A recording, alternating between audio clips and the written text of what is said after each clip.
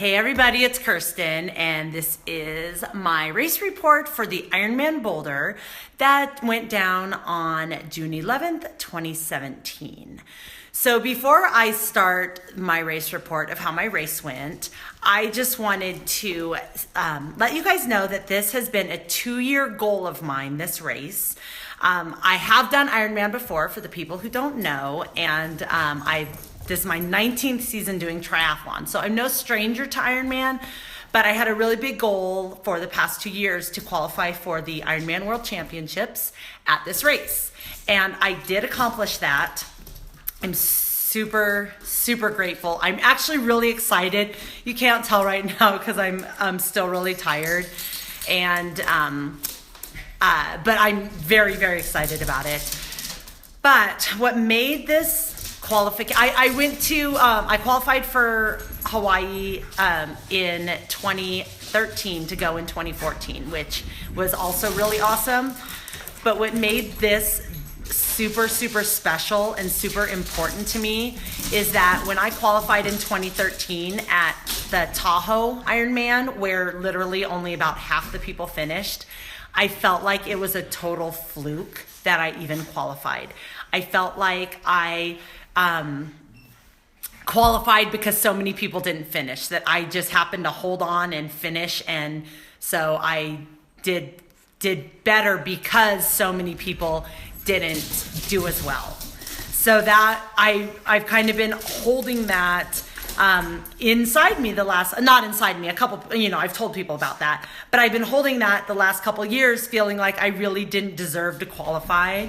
And when I went to Kona in 2014, I felt super out of place. And a lot of you that were that knew me then, you knew that. I made videos every day leading up to that race, and I felt like I did not deserve to be there, and it was a total crazy fluke that I was even there. So the fact that I qualified again at the Boulder race this last Sunday was huge for me. It was huge confirmation that I earned it, that I deserved it, that I deserved to be there. So that was the most important part for me personally, of qualifying for the race. So anyway, for those of you who don't know my journey, I'll just kind of sum it up. In that last year, I decided that I wanted to try to qualify for Boulder this year.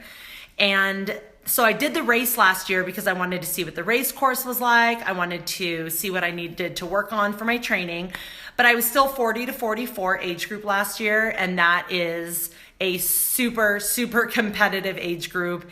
And for where I was at, my time wasn't even close to being able to get the top 2 in that age group. So my goal last year was to get in the top 10 and to take at least 30 minutes off my best time, which previously was 12 hours.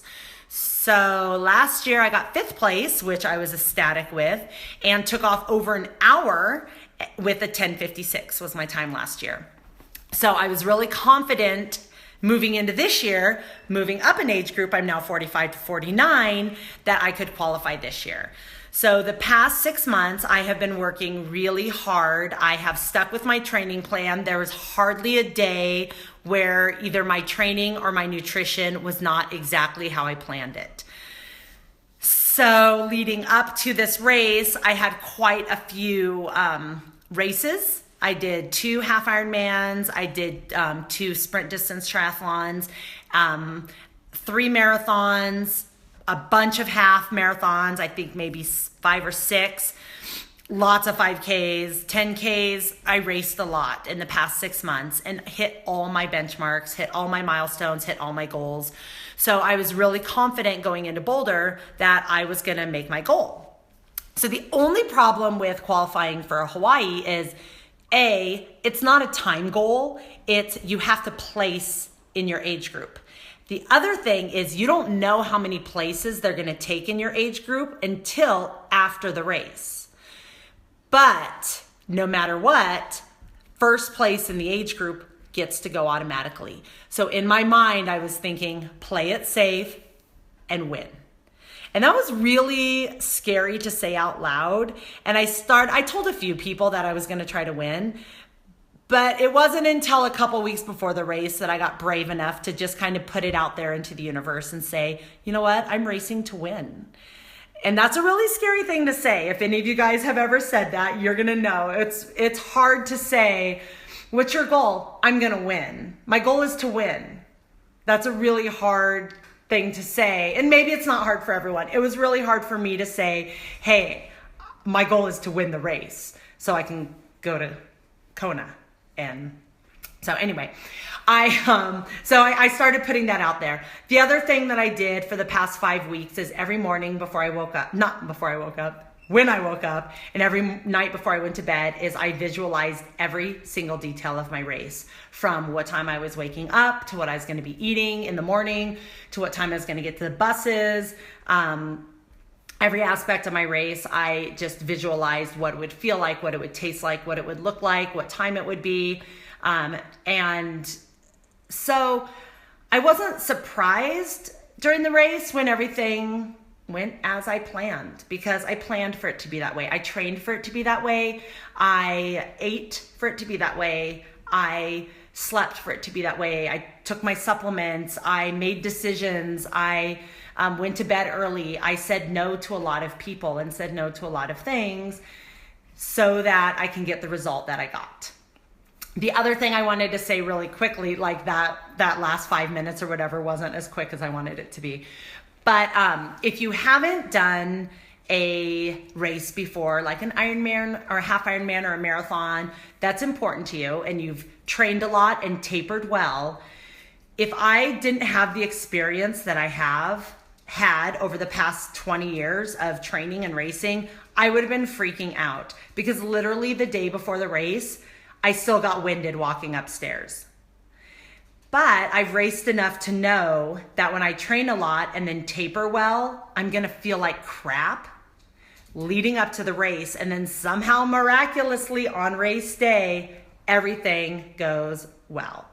So if you are just new into sport, into triathlon, endurance sport, Ironman, marathon, whatever, and you're tapering for a race and you feel like crap and you're tired and exhausted and you're winded walking up a flight of stairs, it's okay. That's normal. That's what happens. And then race day, you're gonna magically be amazing. So anyway, about the race, Boulder Ironman, I love this race, not only because I live in Colorado and I can train on the course, which is awesome, but I have done races in other states, a lot of other states, where I didn't know a single person. And everyone's always really nice. It's a great community, the running community, the triathlon community, everyone is really great. But it's very different when you know a lot of people out on the course and they know you and they're pulling for you and they're cheering for you. So I never felt for a minute during this entire race that I didn't have so many people cheering for me, supporting me, wanting me to succeed. And not only because people told me through phone calls and texts and social media, but there were people out on the course. There were people out on the course that I didn't even know they were going to be out on the course, but they were out on the course cheering for me. So if you have a chance, if you have an important race or you're looking for an important race or a race that you want to do really well at, my suggestion is do something in your own backyard. Do something where you have friends and family that are supporting you and surrounding you the entire time, because it does make a difference. I did the Coeur d'Alene Ironman one year. I didn't know a single person there. No one I knew came with me. And our names are on our bib, so people are like, go Christina or go Kirsten. And I love that they're, cheering for me, but they don't know me. They're not like, go Kirsten, I know you. So it was tough. That was a tough race, finishing and not having anyone there for me at the finish or knowing I was there was really, really hard. So surround yourself with people that love you. It makes a big difference. So that's one thing I love about the race. Temperature was perfect, just things that were out of my control. It was supposed to be in the 90s. It ended up maybe in the 80s, low 80s. It wasn't even that hot. Very cloud covered all day. Pretty amazing. It got a little windy on the bike, but it kind of always gets a little windy on the bike out here in Colorado in the afternoon, so it wasn't that big of a deal. The course is very easy for an Ironman. If you're looking to do your first Ironman, come to Boulder. The swim is gorgeous. It's one loop, which I love. The bike is 3 loops of a fairly easy course. And then the run is a little challenging. It has a lot of ups and downs, but it's pretty shaded, very well supported as far as there's people almost everywhere, spectators and volunteers. So it's not a hard Ironman course if you're looking to do an easier course. And the other thing the other thing that scares a lot of people is altitude. Come up and train a little if you can up at higher altitude. If not, the girl who got second in my age group, she's from San Diego, and I talked to her a lot during the roll down when we were in line signing up for Kona. She's from San Diego, and she said it affected her a little bit, but it's not that bad. So don't be afraid. Come and do the Boulder Ironman. So here's how my race went. I woke up miraculously. I have a friend who I just met. And I didn't know this when I met him, but he lives 4 blocks from the course. So basically, I was like, score, I have a place to stay, I have a place to go after, which was really good because I felt like crap after. So I got to sleep in a little bit compared to last year, and I woke up at 4 and kind of took my time getting ready. I drank Shakeology, which I drink every morning. It's a vegan protein shake. And then I made one to bring with me because we have to take the bus and it's a couple hours before we actually go, and I didn't want to get hungry. So I made a shake. I took one with me. I drank a shot of beet juice, and I took my regular supplements that I take every single day, drank a quart of water with them so that I was really well hydrated, and walked to the race start because it's only 4 blocks. Walked to where the race finish, where we catch the buses, and everything went really smoothly. It was really easy. I drop off my special needs bags for the bike and the run at the buses. I got on the bus around 4:45, so even actually easier than earlier than my plan. My plan was to be on the bus by 5 o'clock, so I was ahead of schedule. I got on the bus. I just sat and relaxed. I sent a couple pictures on my Instagram. We had an amazing sunrise that morning, so I was taking pictures of the sunrise, just relaxing on the bus, visualizing my race, reading all the amazing texts you guys all sent me, and Facebook messages and wished me luck and support. Thank you. And we got to the res. I got off the bus at 5, and I was way ahead of schedule because in my plan, I didn't even need to get off the bus till 5:30. So I actually took a lot of time in transition. I went to the bathroom. I took some pictures. I walked around, found all my friends that I knew that were racing, wished them all good luck, gave them hugs, took pics. Just nice and easily, slowly got on my wetsuit, drank my other shake, and then I drank a bottle of Energize, which is the Beachbody performance drink that I drink for training and racing. And I was ready to go. So my goal was to line up by 6 because I wanted to be one of the first people out in the rolling start.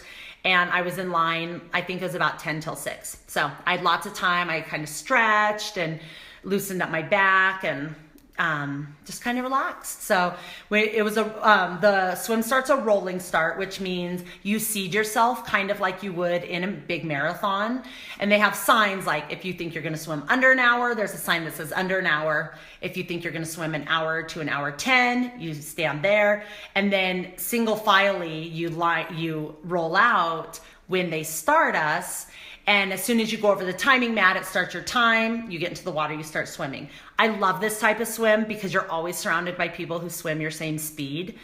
So you're not swimming over people. You're not getting swum over by really fast swimmers. It's really laid back and easy. It's a very easy way to swim. So I love rolling starts.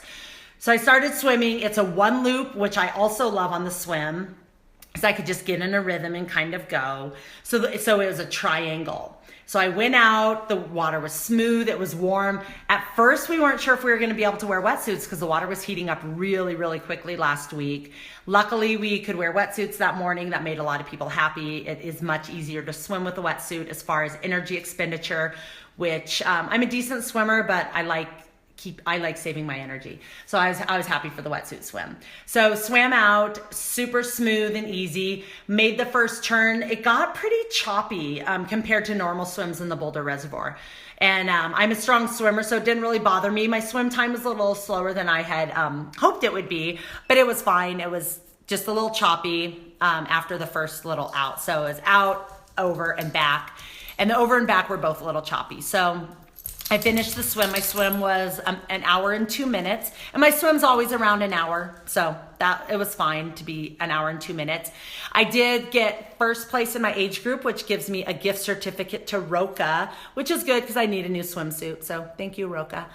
And my transitions were a little over 3 minutes. The transitions are pretty long in these bigger races, so and transition time could mean, you know, a whole place. I've won and lost races through transition. So I go really hard through transition. So basically I was running as fast as I could through transition. So my transition was a little over 3 minutes. I got out on the bike and I felt horrible. My legs were on fire. I couldn't catch my breath. I was exhausted. There's this little hill right at the beginning out of the reservoir. I shifted into my smallest gear. But here's the beauty of all that. It's the exact same thing that happened to me in St. George. St. George was 5 weeks ago, the half, St. George 70.3. And I started that race. In the first 20 minutes, my legs felt horrible on the bike. And I kept thinking, this isn't my day, because it might not be. This isn't my day. I'm not going to do very well. But after my legs warmed up, I felt amazing. So I just had that mentality of, you know what? This is how I felt in St. George. My legs are going to be fine in 20 minutes. 30 minutes later, my legs felt amazing, and I was off and running on the bike. The bike course is 3 loops. I love 3 loops. I know exactly what's going to happen. It's consistent. I felt really good on the bike. In fact, my splits for the bike are pretty even. So it's 3 loops, and half the loop on our splits, they're one part has a lot of uphill and one part has a lot of downhill, but each third, like my splits were very, very even for all the uphills and very even for all the downhills. So between the first, second, and third loop. So I was really consistent.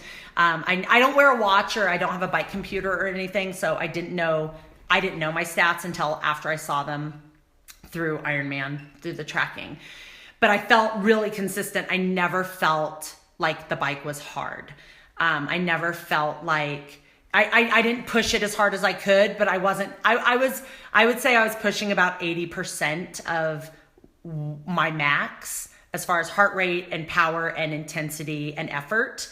And that's perfect for me. I felt really good. At one point, my knees got a little achy, and at one point, my lower back got a little achy. So that I kind of had a thought in my head like, oh crap, this sucks. But it worked itself out. And again, this is my 13th Ironman, just from experience, I know that little things will work themselves out over time. It's a long day. It's not like an hour race. You're out there for a long time. Things hurt and then they don't hurt, and then they come back and then they don't. As far as my nutrition on the bike, I ended up total eating a Cliff Nut Butterfield bar. So delicious because it wasn't sweet. And I was sick of sweet stuff. On my bike at the beginning, I had my Energize. After I drank those 2 bottles, I just drank Gatorade. My other plan that I did, that I planned to do, that I implemented, was every aid station, I was going to take a bottle of water and pour it all over me to keep myself wet, to keep myself cool, so that if it did get really hot, my body would stay cool as long as possible. So every aid station, I dumped water all over my head, all over my body, a whole bottle of water, and then I took a full bottle of Gatorade and drank that between aid stations. I also ate 3 packages of Pro Bar Bolt. It's kind of like Cliff Shot block things. It's like gooey block things. So that's what I had for nutrition on the bike. And then, so I come in off the bike, the last part of so the bike course was 2 miles long, which is a little, I don't love the bike, so that was kind of torturous. But in the last part felt like it took forever. So I was just trying to be patient and just thinking, okay, I'm going to be off the bike pretty soon. I'll get a run. So my bike time was slower than I had wanted. My goal for the bike was 5:40. Last year I got 5:43, but it was 4 miles shorter last year than this year, because it was 2 miles short last year and it was 2 miles long this year. So my bike time this year was 5:53. So it was under 6 hours. It was, I think, like a 19 something mile per hour average, which I'm not a super strong cyclist, so that was okay with me. I felt good. I didn't like burn out on the bike or whatever. So that's fine for as far as a bike goal. Plus, I've been working a lot on my run this year, and I had a feeling that I was going to run really well. So I was okay with whatever happened on the bike as long as it wasn't too slow. As long as, well, and here's one good thing about the bike. Usually on the bike, a lot of girls pass me in an Ironman. And this year on the bike, maybe 5 or 6 girls the whole time passed me. So that was a huge accomplishment for me.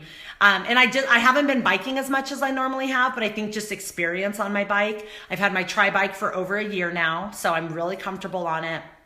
I did 3 long rides in training. One was 112 miles with my friend Nikki.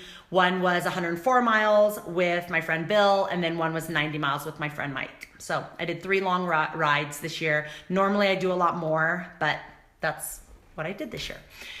So my second transition was about 3.5 minutes as well.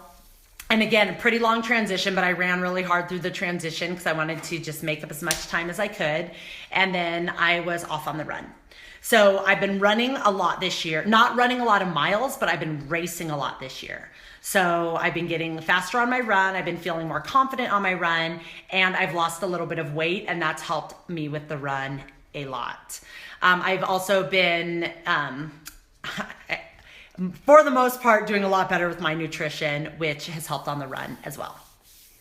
So I started the run and I felt amazing. I think the first 10 miles, and again, I don't wear a watch, so I didn't know my pace. I was just trying to keep it relaxed with a high cadence.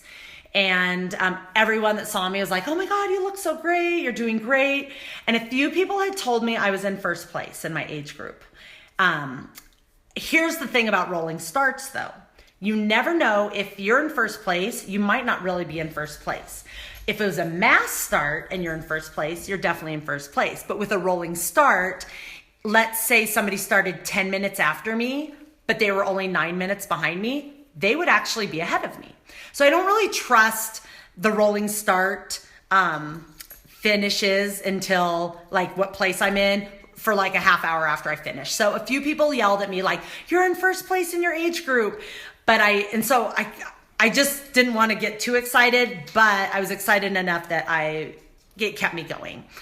So about mile 10, I started struggling a little bit, only energy wise, as far as like, I just felt really tired. So I started doubling up on my salt tablets. I started doubling up on my Gatorade at all the aid stations. And for the run, so I drank a cherry cola, which, you know, is super healthy, but it's just something different. So that's what I drank when I first got on the run. And I think that gave me some good energy for like an hour and then not anymore. So I started drinking a ton of Gatorade at the aid stations, kept dumping water on my head, keeping myself nice and cool. But I started getting tired around mile 10. So 10 to 14, I struggled a lot. I walked a little bit, took lots of deep breaths. But one of the things, well, 2 things I wrote on myself before the race. I wrote on my arm, race your heart out. I didn't know I was going to get emotional. I just suddenly got really emotional. I've been training really hard, and I really wanted this race to go well. And I can't control everything in a race, but I can control my effort and my what I want out of the race. And I just wanted to do the best I could. So I wrote on my arm, race your heart out. And I just kept looking at that, like, just just go as hard as you can. Just like be the best you can. And that really kept me going. The other thing I wrote on myself was Kona, because that was my number one goal, is to qualify for Kona. And I knew I did well in the swim, and I knew I did pretty well on the bike. And so I'm like, come on, just keep going and do it. Just do it. So I just kept talking to myself out loud most of the time. So if people were around me, they probably thought I was pretty crazy. I gave myself pep talks. And again, like I said at the beginning, just having all the support of the people who love me around me. Every time I saw somebody that I know that was pulling for me, it just gave me energy. And I knew so many, I probably knew like 300 people who did this race. So in the run, you see people a lot. So every time I saw somebody, I would just yell their name. I would cheer for them.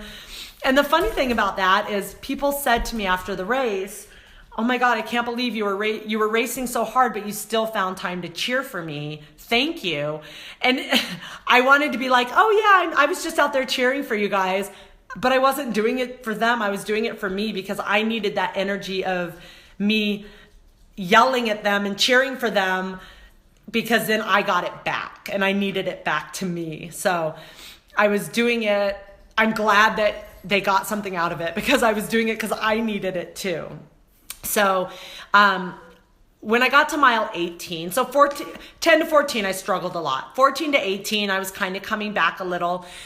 I've done so many marathons. I think that was like my 69th marathon or 68th marathon.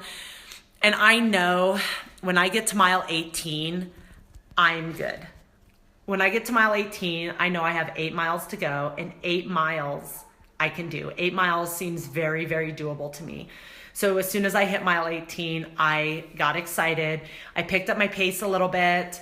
I fed off the energy of the crowd. The crowd was amazing. I knew a lot of people there that kept just saying how great I looked, and I just kept going. I kept going. I felt like I was going to cramp any second, so I was trying to keep my cadence really, really small, really quick, small cadence, and started taking a lot more salt, which made me feel really sick, but it kept my cramping at bay. So that's one thing that helps me as far as cramps is salt, but it kills my stomach. So I can only do it when I'm like pretty desperate. So I was pretty desperate toward the end. So I was coming back the last I had 4 miles to go, and I knew, okay, 4 miles, you can totally do this. And by then I noticed that there were less of the people who were closer to me when I started the run were now further. Wait, I'm saying this wrong. So the people that were closer to me behind me during the run were getting further away. So I knew I was running faster than a lot of the other girls. And so I felt really confident going into the last few miles. And I actually caught up to 2 of my friends who are both from Colorado in the last part of the run. So it was really exciting. We all finished right after one another, all 3 of us right in a row. And the last mile and a half, I felt so good. I picked it up. I was feeling like I was about to cramp, but I kind of didn't care at that point. And I ran in as hard as I could. My run time ended up being 3 hours and 57 minutes, which is my fastest run in an Ironman ever. My PR before that was 4 hours and 5 minutes. So I was 8 minutes faster. So my goal was to run in 4 hours. I ran under 4 hours. That made me very happy. And my overall finish was 10 hours and 55 minutes, which is a minute faster than last year. So it's my new PR for an Ironman.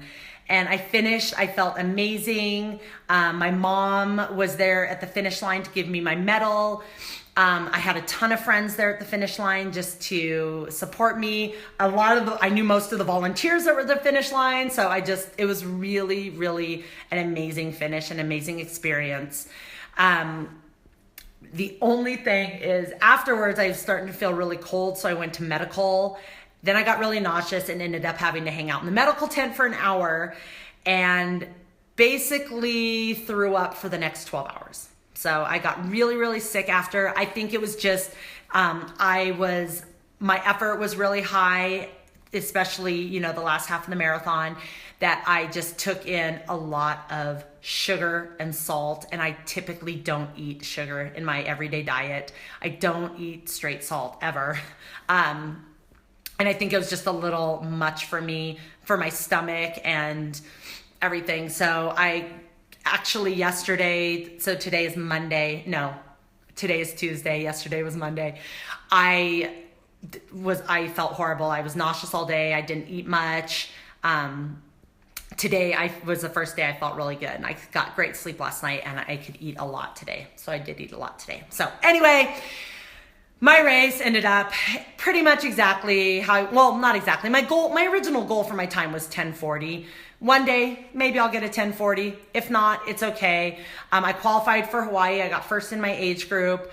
I accepted my Kona slot yesterday. I'm all registered. I get to be there with my best friend, Wendy, and my mom gets to go this year, and Ashley is going with me again, and a few of my other friends, and I'm really excited for the experience, because last time I went, I just didn't have a positive experience because of my own head, because of my own crap. And now I feel like I really earned it this time. I really deserve to be there. I deserve the win. I deserve the spot to Kona. I deserve to be a participant in the World Championships, and I'm really grateful. So thank you guys for everything, for all your cheers and support. And I honestly cannot get over how awesome this sport is. This is my 19th year racing triathlon, and I don't know how much longer I'm going to do Ironman, because I'm kind of ready to not sit on a bike for 6 hours for a training ride. But I know I'm going to be a part of the sport for the rest of my life. So I love you guys. Thank you. See you next time. Go for it. Whatever you want. Dream big. Plan.